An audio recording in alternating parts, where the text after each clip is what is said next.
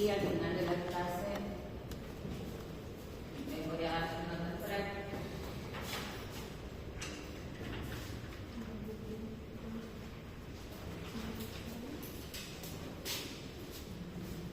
Vamos a ver el tema de digestión y absorción en el tubo digestivo. Vamos a ver cómo se realiza la digestión de los diversos alimentos, que sobre todo se hace por un proceso de hidrólisis, ya que los distintos alimentos que ingerimos se van a degradar en distintas moléculas para poder absorberlo y poder extraer la mayor parte de nutrientes de los alimentos que ingerimos. Entonces, vamos a hablar de la hidrólisis de los hidratos de carbono, de las proteínas y las grasas, que son la mayor cantidad de alimentos que ingerimos. En menor cantidad ingerimos también lo que son minerales y oligosacáridos en términos generales. Entonces, los monosacáridos van a ir, cuando ingerimos lo que son los hidratos de carbono de los alimentos, estos van a ser polisacáridos o disacáridos formados, que estos van a estar compuestos por combinaciones de monosacáridos. Estos monosacáridos van a estar unidos entre sí por condensación para formar lo que son los polisacáridos o los disacáridos. Al eliminar un ion hidrógeno de uno de los monosacáridos y un ion hidroxilo del monosacárido siguiente, vamos a provocar un fenómeno que va a combinar los dos monosacáridos en lugares donde se van a producir su eliminación. A la vez, los iones de hidrógeno y hidroxilo se van a unir para formar una molécula de agua.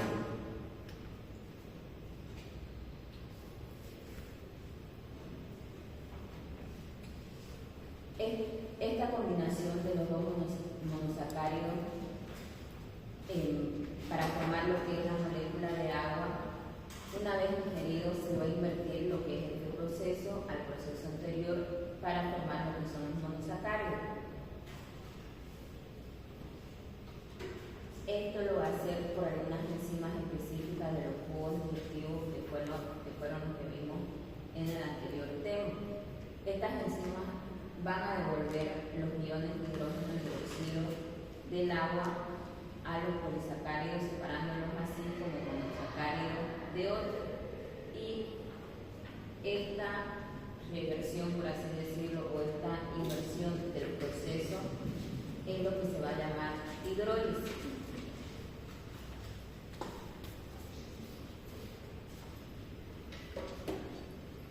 Eso en cuanto a la hidrólisis de los hidratos de carbono.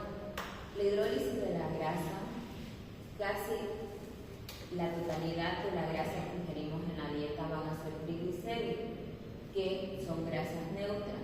Los triglicéridos van a ser 3 moléculas de ácido graso condensadas con una molécula de glicerol, que cuando hacemos la digestión, cuando se digiere el triglicérido, las enzimas que digieren las grasas van a devolver las 3 moléculas de agua de los triglicéridos, separando las moléculas de los ácidos grasos del glicerol, para luego formar lo que es la hidrólisis, la separación del agua en hidrógeno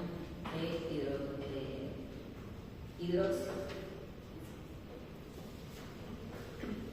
La hidrólisis de la proteína, al ingerir la proteína, se van a formar múltiples aminoácidos que se unen entre sí por enlaces peptídicos. Cada enlace va a eliminar un ion hidroxilo de un aminoácido y un ion hidrógeno del aminoácido siguiente. Y así sucesivas cadenas proteicas van a estar unidas por condensación y su digestión en el sentido opuesto al digerirlo va a provocar lo que es la hidrólisis. Estas enzimas proteolíticas van a devolver entonces iones de hidrógeno, iones de hidroxilo de las moléculas de agua de las proteínas para separarlas en los aminoácidos constituyentes.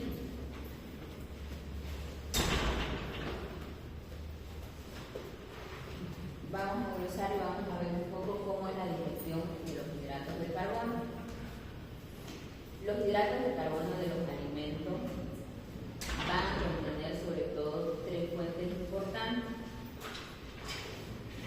Uno va a ser la sacarosa, que es un disacárido conocido popularmente como azúcar de caña. Otro va a ser la lactosa, que es un disacárido que lo vamos a obtener de la leche.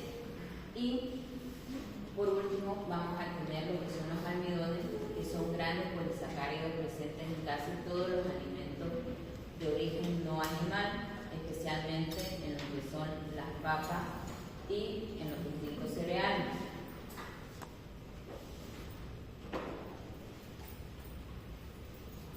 Existen otro tipo de hidratos de carbono que ingerimos, pero los ingerimos en pequeñas cantidades y son menos frecuentes, como la amilosa, el glucógeno, el alcohol, el ácido láctico, el ácido pirúvico, las pectinas, las dextrinas y porciones menores derivados de los hidratos de carbono contenidos sobre todo en la carne.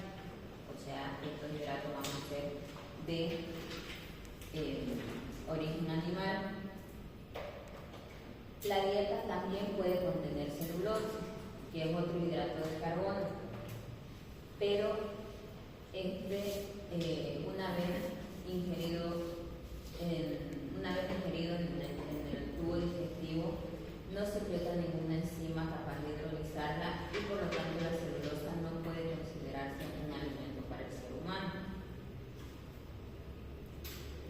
La digestión de los hidratos de carbono va a empezar en la boca con la ingestión de los alimentos. Cuando masticamos, como ya hemos estado viendo en los anteriores temas, los alimentos se van a mezclar con la saliva, que va a contener una enzima que es la tialina, que es una alfa amilasa, que va a estar secretada por la glándula salival en mayor cantidad y fundamentalmente por lo que es la glándula parótida. Esta va a hidrolizar lo que es el almidón y lo va a convertir en un disacárido, que es la maltosa. Y en otros polímeros que son de 3 a 9 que forman de 3 a 9 moléculas de glucosa. Los alimentos van a permanecer en la boca por un tiempo hasta su dilución. No más del 5% de los almidones ingeridos se van a encontrar ya hidrolizados. La digestión del almidón en el fondo y en el cuerpo gástrico, una vez ingerido, va a estar hasta una hora antes de que los alimentos se mezclen con las secreciones gástricas. Esta actividad en este momento, la actividad de la amilasa salival va a quedar bloqueada por lo que son las secreciones gástricas, por lo que son los jugos gástricos, que son un poco más ácidos. Ya que el pH a nivel gástrico va a descender por debajo de 4, como hemos visto. Antes de que los alimentos y las salivas sean asociadas o se mezclen por completo con las secreciones gástricas, entre el 30 al 40% del almidón se va a hidrolizar, sobre todo por lo que es la maltosa. ¿Qué va a pasar con los hidratos de carbono a nivel del intestino delgado? La secreción pancreática va a contener grandes cantidades de alfa amilasa, como veíamos que va a suceder a nivel celular, pero esta amilasa va a ser más potente que la que se encuentra en la orina.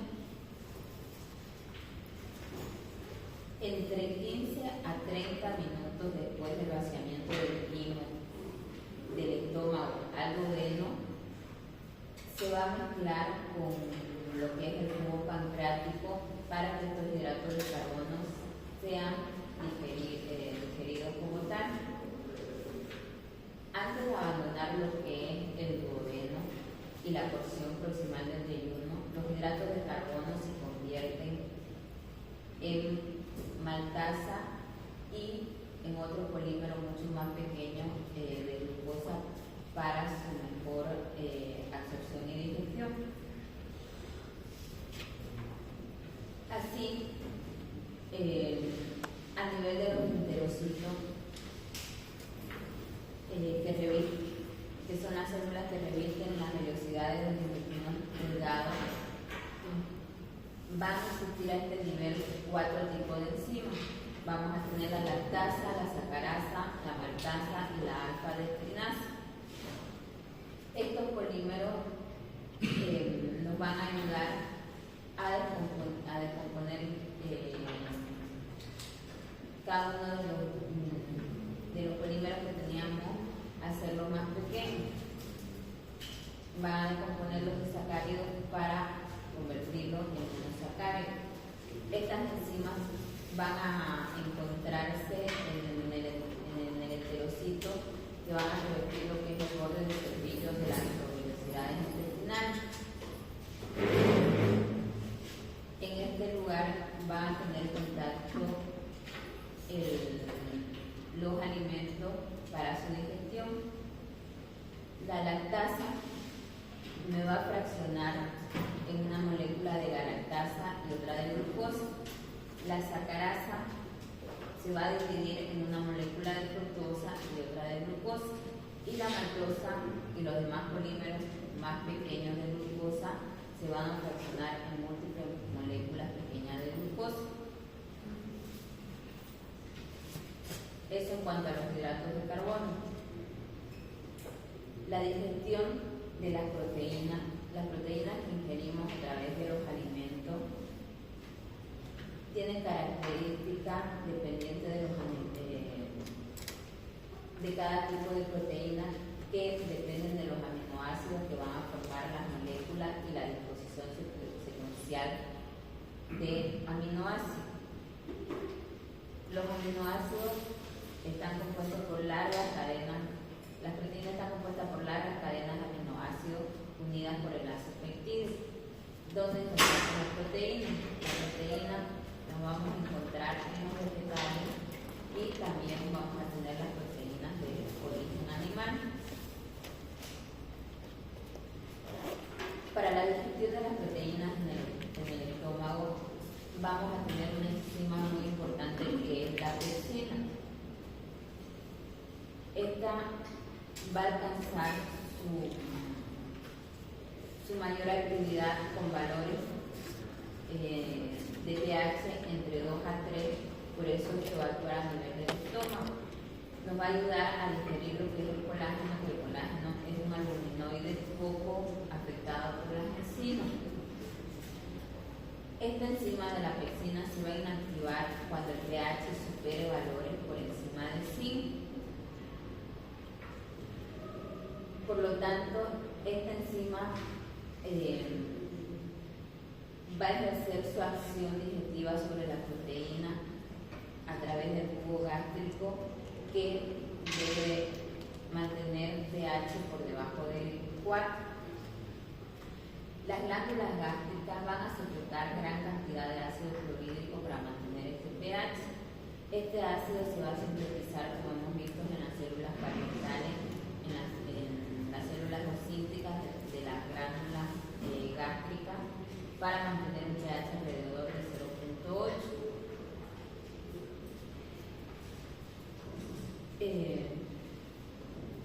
Entonces, los polipéptidos más los aminoácidos en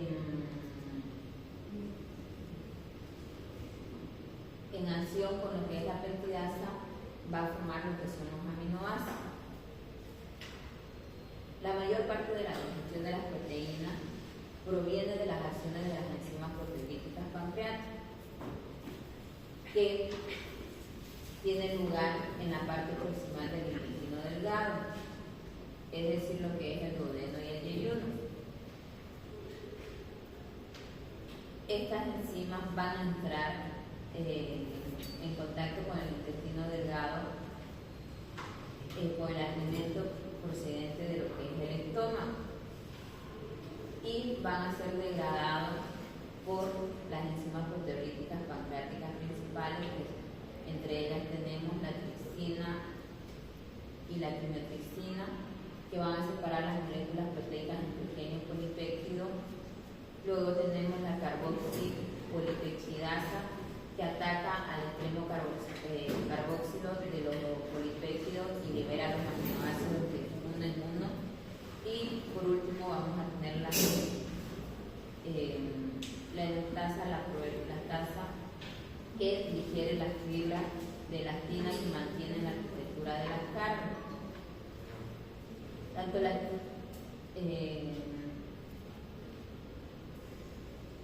digestión de los péptidos por la peptidasa de los enterocitos, hemos visto que estos van a recubrir lo que son las vellosidades del intestino, que aquí van a contener múltiples peptidasas, como la aminopolipeptidasa y la dipeptidasa, que nos va a ayudar en el paso final de la digestión de las proteínas intestinales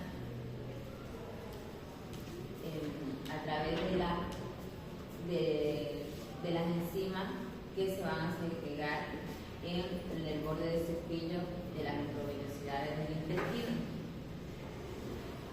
Cada una de estas microvellosidades va a contener múltiples peptidasas que entran en contacto con los líquidos intestinales.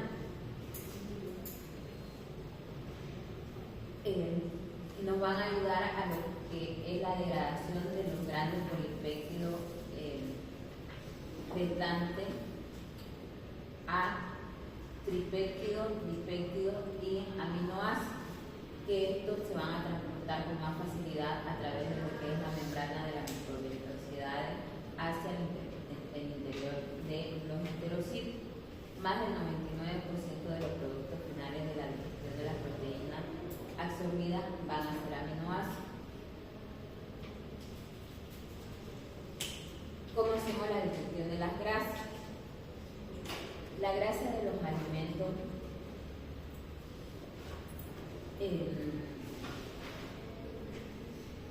la grasa va a ser uno de los alimentos más abundantes que vamos a ingerir.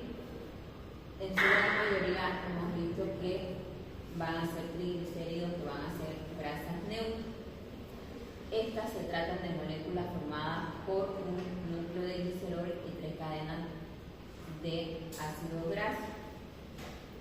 Las grasas neutras van a ser principalmente componentes de origen animal y en menor medida la vamos a ingerir de origen vegetal.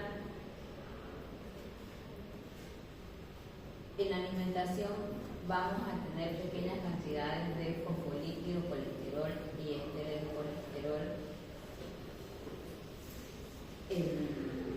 en la ingestión de los alimentos. Sin embargo, el colesterol es un esterol carente de ácidos grasos, aunque posee algunas de las características físicas de las grasas. Los componentes importantes de los alimentos de origen animal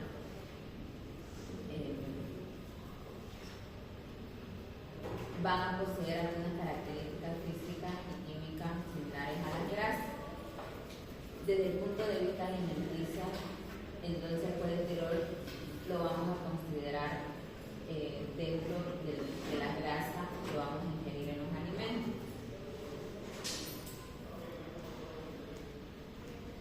La grasa que pasa al intestino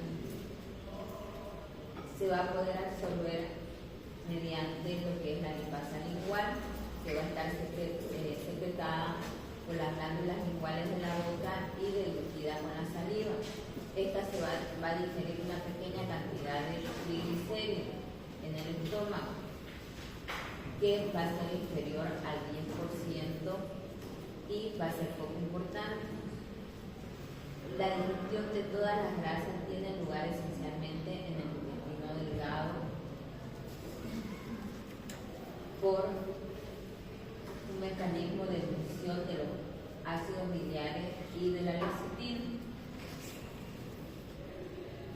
Entonces, la primera etapa de la digestión de las grasas es la emulsión con los ácidos biliares y con la lecitina. La emulsión de la grasa me va a reducir el tamaño de sus glóbulos con el fin de que las enzimas digestivas hidrosolubles puedan actuar sobre su superficie. Esto se inicia con la agitación dentro del estómago, con la mezcla de las grasas con los productos de la digestión gástrica. En segundo lugar, después de la emulsión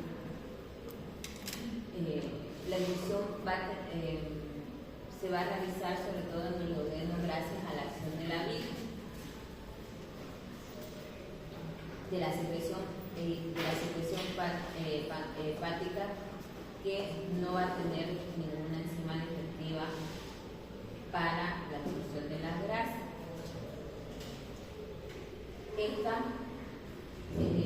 La bilis y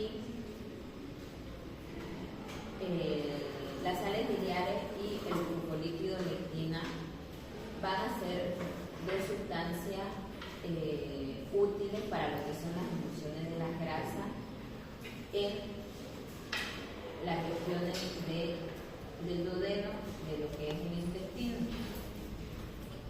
Las sales biliares y la lecitina son muy solubles en el agua, mientras que la mayor parte de las regiones restantes, las moléculas, son más solubles en grasa.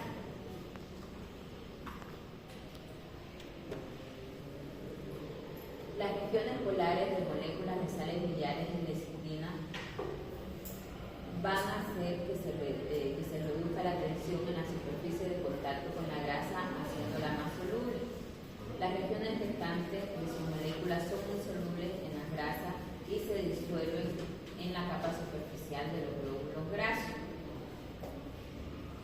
Entonces, las porciones liposolubles de estas secreciones hepáticas se disuelven en la capa superficial de los glóbulos grasos y en las que se proyectan en las funciones polares. La función de las sales biliares y de la lecitina van a hacer que los glóbulos grasos se fragmenten con facilidad con la agitación del agua en el intestino delgado, con ayuda de lo que son las lipasas, que son sustancias hidrosolubles que solo pueden atacar los glóbulos de grasa que se encuentran en la superficie. Entonces, tanto las sales biliares como la lecitina tienen como una función detergente muy importante para lo que es la digestión de las grasas, porque las van a disolver. Los triglicéridos son digeridos por la lipasa pancreática, que está presente en grandes cantidades en lo que es el jugo pancreático, y por lo que es la lipasa intestinal, que se encuentra en los enterocitos del intestino delgado. La más importante para la digestión de los triglicéridos va a ser la lipasa intestinal, que va a estar presente en enormes cantidades en el jugo pancreático y en mínimas cantidades en lo que son los enterocitos del intestino delgado. Las sales biliares de las micelas me van a acelerar lo que es la digestión de las grasas. La hidrólisis de los triglicéridos es un proceso reversible por lo cual la acumulación de monoglicéridos y de ácidos grasos libres en la fase de lo que es la digestión bloquea con gran rapidez el proceso de la digestión de la grasa para que ésta se pueda realizar a través de lo que son las sales biliares, que tienen un papel adicional que va a separar los monoglicéridos y los ácidos grasos libres de la vecindad de los glóbulos de grasa que están siendo digeridos. Este mecanismo lo va a realizar a través de cuando las sales biliares se encuentran en concentraciones suficientes de agua para formar micelas y pequeños glóbulos de sales que van a contener sales biliares. El glóbulo micelar se disuelve en agua en los líquidos digestivos y permanece en solución estable hasta la absorción de la grasa para luego ser transportada hacia lo que es la sangre. Estas actúan como medio de transporte de los monoglicéridos y de los ácidos grasos libres, que se van a absorber hacia la sangre como transportadores al mismo tiempo que las sales biliares vuelven de nuevo hacia el timo para ser utilizada en la siguiente digestión de las grasas. Las micelas de las sales biliares también van a actuar como medio de transporte de los glicéridos y de los ácidos grasos libres en el borde de lo que es el cepillo de las células intestinales, formando pequeños glóbulos esféricos cilíndricos de 3 a 6 nanómetros de diámetro, que van a estar constituidos por 20 a 40 moles de sales biliares. Al mismo tiempo, las sales biliares también se vuelven de nuevo hacia el timo para ser utilizadas otra vez como transbordadores.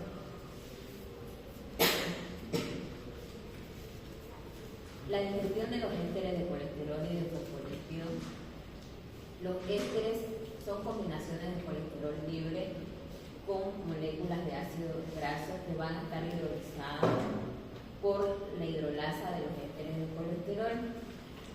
Por otro lado, los fosfolípidos van a contener cadenas de ácido graso en sus moléculas que van a estar hidrolizadas por la fosfolipasa A2.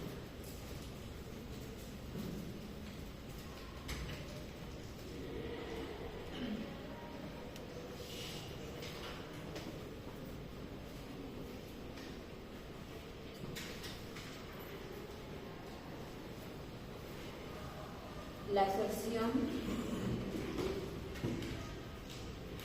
de los alimentos, tanto de los hidratos de carbono, de las proteínas y de las grasas, vamos a tener unas bases anatómicas para su absorción. La cantidad total de líquido que se absorbe al día en el intestino es de alrededor de 1.5 litros, más el contenido de las distintas secreciones gastrointestinales, que va a ser un total de 7 litros aproximadamente, lo que representa un total de 8 a 9 litros,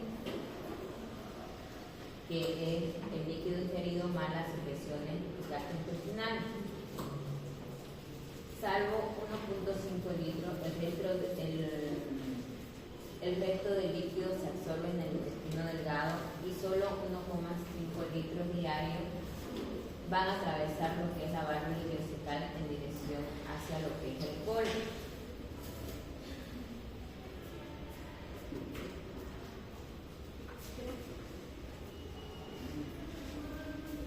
La absorción a través de la mucosa del intestino se va a realizar por las válvulas conniventes o los pliegues de Kerpin que triplican la superficie de la absorción. Estos son pliegues circulares que van a estar a lo largo del intestino delgado, grueso y yeyuno.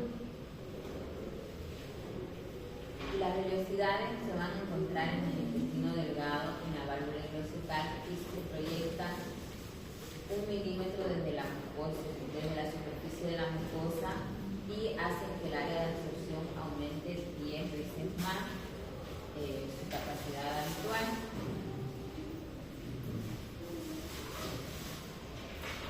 Cada célula epitelial de la velocidad intestinal va a poseer un borde de cepillo que va a estar formado por 1000 microvelocidades aproximadamente, que tienen 1 nanómetro de longitud y 0,1 micrómetros de diámetro.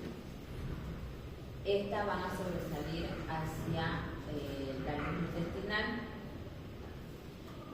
En la combinación con los pliegues de Kernig, va a aumentar lo que es la superficie de la absorción de la mucosa casi 1000 veces más en una superficie de 250 metros cuadrados, que es la totalidad del intestino delgado aproximadamente.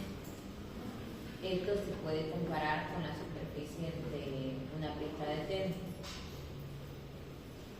La absorción en el intestino delgado, cada día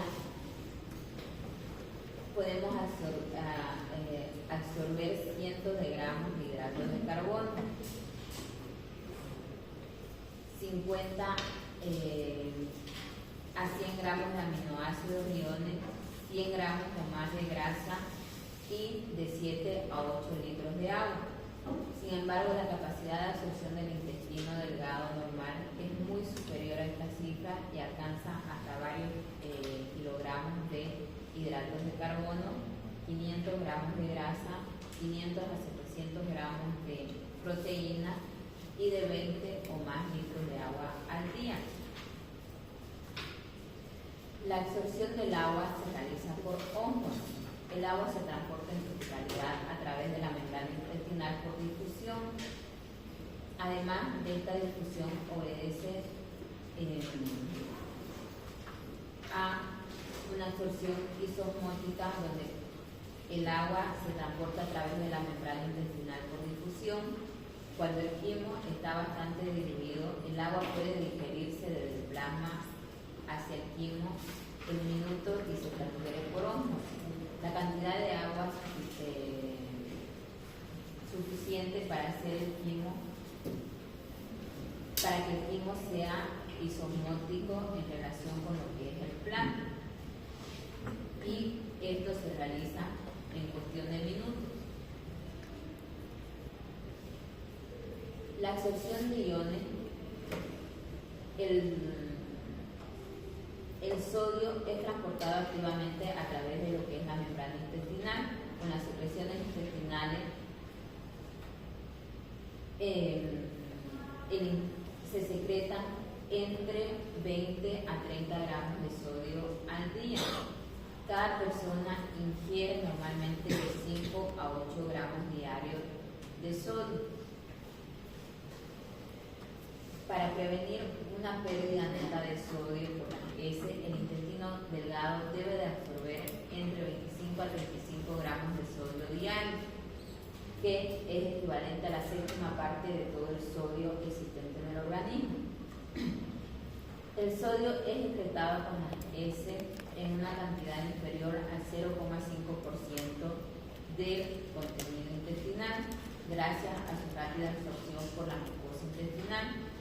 El sodio es importante su absorción a través de los azúcares y de los aminoácidos, donde va a desempeñar un papel muy importante. El motor de absorción del sodio es el transporte activo del ion desde el interior de las células epiteliales a través de lo que son las paredes basales y laterales hasta el espacio paracelulares. Este proceso va a necesitar de energía, es un proceso catalizador, entonces va a necesitar la enzima adenosina trifosfato, la ATPase. Los iones de cloro van a ser arrastrados a su vez junto con los iones de sodio.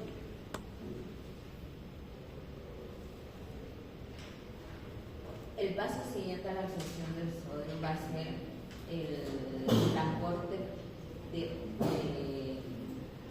por ósmosis del agua hacia las vías transcelulares y paracelulares. Esta se produce a través de uniones estrechas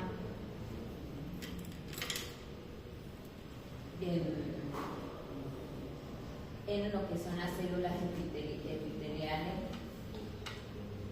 y se debe al gradiente osmótico creado por la elevada concentración de iones en el espacio paracelular. Entre las propias células hay una vía transcelular que va a ayudar a que el movimiento osmótico del agua crea un flujo de líquido hacia el espacio paracelular para después pasar hacia la sangre que circula a través de las velocidades. La aldosterona me va a potenciar la absorción de sodio, como vimos cuando vimos el sistema renal. Cuando la persona se deshidrata, la corteza de las glándulas suprarrenales me van a segregar grandes cantidades de aldosterona. Esto lo va a realizar en un plazo de 1 a 3 horas aproximadamente, donde me va a estimular las enzimas y mecanismos de transporte que me van a intervenir en la absorción de sodio por el epitelio intestinal, que me va a ayudar a lo que es la absorción de los iones cloro, agua y de otras sustancias. Así, la aldosterona me va a actuar sobre el intestino para conservar lo que es cloruro sódico y agua en el caso de que el organismo lo necesite por deshidratación. La absorción de los iones de cloro en el intestino delgado se va a realizar en las primeras porciones del intestino delgado de forma rápida porque sucede por difusión. La absorción de los iones de sodio va a haber una carga eléctrica negativa en el timo y una carga positiva en los espacios paracelulares que me van a ayudar a la absorción de sodio. El cloro va a pasar a favor por gradiente eléctrico con el sodio. Este va a salir a través de los canales de cloruro que están en las membranas vasolaterales. El cloro absorbido a través de las membranas del borde del cepillo del quimio y del intestino grueso va a pasar por un intercambiador cloro-bicarbonato que hay en la membrana del borde del cepillo. El cloro va a salir de la célula de la membrana vasocelular a través de un canal. La absorción de los iones bicarbonato en el duodeno y en el yeyuno se va a realizar también en las primeras porciones del intestino delgado por la absorción a mayor cantidad. Esto se va a absorber debido a las grandes cantidades del bicarbonato, de los iones de bicarbonato que contiene la secreción pancreática y la bilis.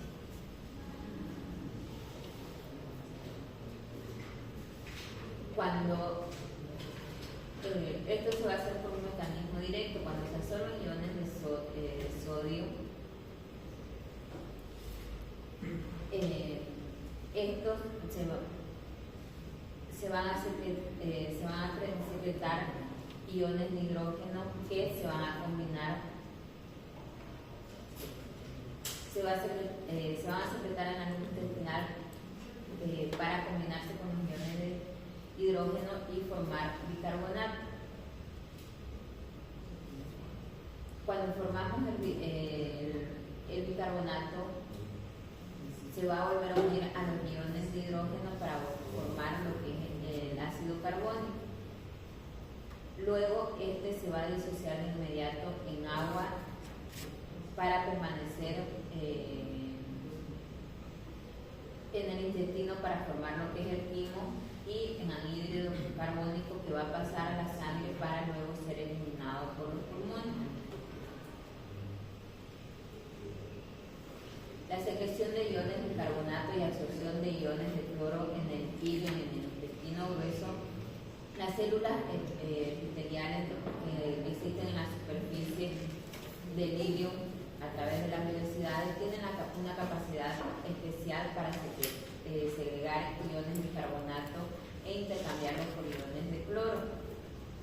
Esto proporciona iones de bicarbonato alcalino que van a ayudar a neutralizar los productos ácidos que van a estar formados por las bacterias en el intestino grueso y nos va a ayudar a neutralizarlos. En las células epiteliales inmaduras se van a dividir en células epiteliales nuevas que van a migrar hacia la superficie luminal del intestino delgado para segregar lo que es cloruro sódico y agua en la masa intestinal. Estas secreciones se van a reabsorber por las células epiteliales maduras que me van a aportar una solución acuosa, que me van a facilitar la absorción del intestino de los productos ya digeridos. Las toxinas de algunas bacterias, cuando tenemos un proceso gastrointestinal como la diarrea, las toxinas de las bacterias como el cólera u otras bacterias van a estimular la secreción de las células de las células epiteliales de manera intensa. Esto van a exceder lo que es la capacidad de su absorción y van a perder de 5 a 10 litros de agua y sales al día. Pasado 1 a 5 días en pacientes graves, esta pérdida puede ocasionar el fallecimiento por la pérdida de líquido. La absorción del calcio, del hierro, del potasio, del magnesio y del fosfato se va a hacer a través de la sangre que va a pasar de manera activa hacia lo que es el duodeno, que su absorción va a estar controlada para cubrir las necesidades diarias orgánicas por un factor regulador hormonal que va a ser a través de la hormona paratiroidea, que me va a activar la vitamina D y me va a estimular lo que es la absorción de calcio. El hierro se va a absorber en el intestino delgado. Los iones potasio, magnesio y fosfato se van a absorber en lo que es la mucosa intestinal.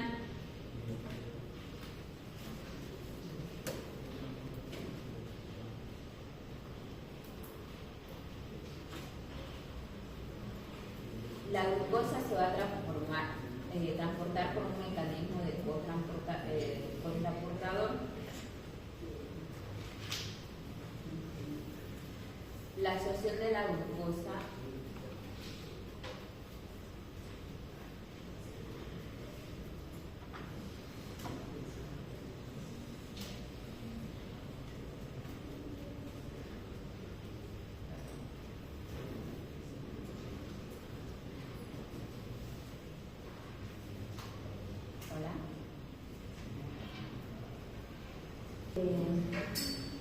el transporte de la glucosa se va a hacer a través del sodio. El sodio y la glucosa se van a transportar a través de la membrana intestinal en dos etapas. En primer lugar, va a haber un transporte activo de los iones de sodio que cruzan las membranas vasocelulares de las células del intestino delgado.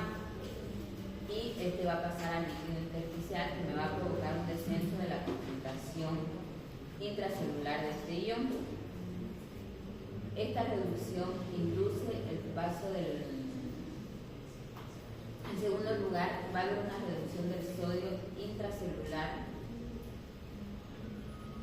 en el interior de lo que es la célula epitelial para que se transporte luego de manera activa en un transporte secundario.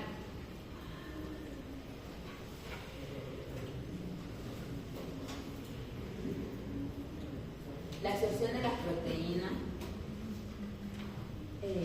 como ya vimos, se van a absorber en las membranas luminales de las células epiteliales intestinales en forma de dipéptidos, tripéptidos y de algunos aminoácidos libres. El mecanismo de contraporte del sodio me va a permitir que el sodio entre en lo que es la célula a favor del gradiente electroquímico.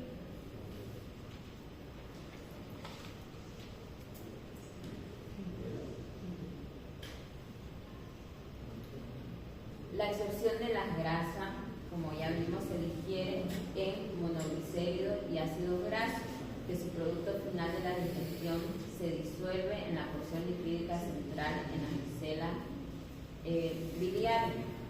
De esta forma, los monoglicéridos y los ácidos grasos se van a transportar hacia la superficie de las microvellosidades del borde del cepillo, penetrando lo que son las hendiduras cuando éstas se mueven y se agitan.